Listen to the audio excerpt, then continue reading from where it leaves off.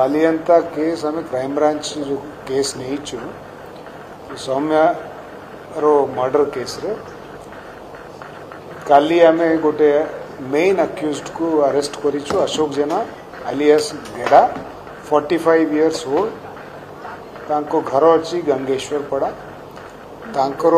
evidence technical evidence clearly थिला video रे तांकर इन्वॉल्वमेंट अच्छी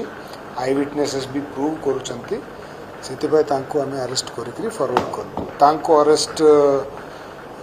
रु एबे टोटल अरेस्टेड हेले 17 लोक हेचंती याकू गोटे होटल रिगल स्टे बोली से आपण माने समस्त जानिचंती से अवॉइड करथिला बहुत तरह तांको घर रेड हेची बहुत लोकल इंटेलिजेंस रो हमें तांको ट्रैक करिया पाई चेष्टा करलु टेक्निकल एविडेंस टेक्निकल इनपुट रो किंतु से अवॉइड करथिला किंतु हमें जानी पालु कि he was staying in hotel regal stay पटियारे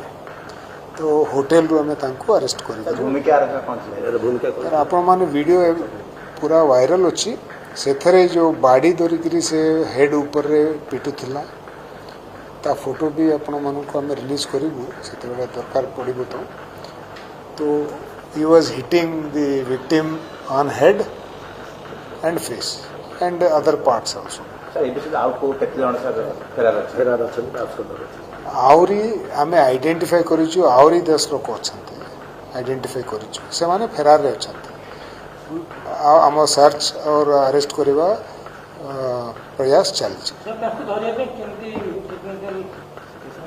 technical तो आमे जहाँ नॉर्मल रूटीन टूल्स अच्छी सेटा आमे यूज करिछु तो से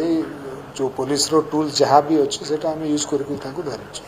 सर एटी गोटे ताको मां को पखर अभियोग कराई जे संपृक्त युवती जहाँ को कतुरी गंडोलर सूत्रपात है ताकर पॉलीग्राफ टेस्ट काई करा जाउ नै बोले कारण ताकर क्रेडिबिलिटी नै से प्रश्न उठौछथि सेंति कि योजना रही के प्रकार पॉलीग्राफ दरकार पड़िले समस्तंकर जहाँ रिक्वायरमेंट थेबो ताको करिवो हमें एबे इन्वेस्टिगेशन रे जदि हेल्प करिवो तो समस्तंकर जहाँ को दरकार पड़ले ता करिवो सर पोस्टमार्टम रिपोर्ट प्रकृत जो आपण आगे कहितले मध्ये से कोन केवल इंटरनल इंजरी जो होइछि ना किछि एवं सर गोटे लाइन जे तासे तो कोनसी सेंटी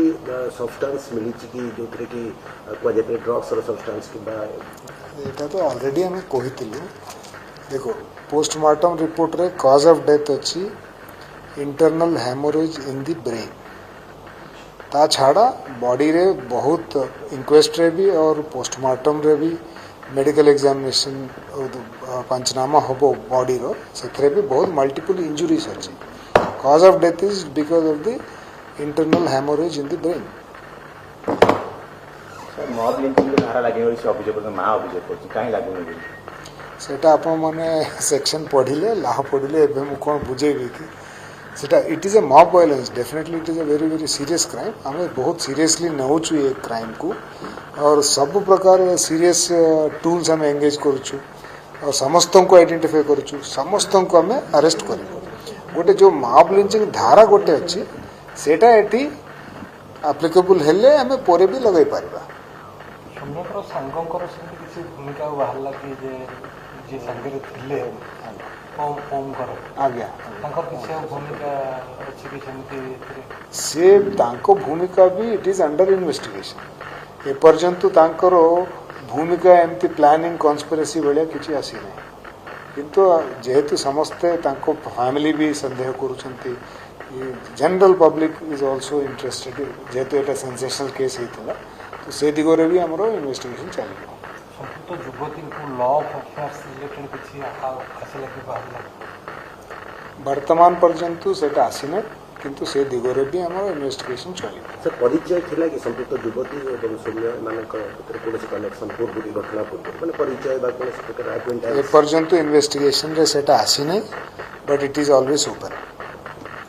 और मैं आशा करियो खुश राव की आशा में धरा पड़ी हमें भी आशा करूछु निश्चय धरा पड़े कि समस्ते फेरार होती एटा मीडिया रे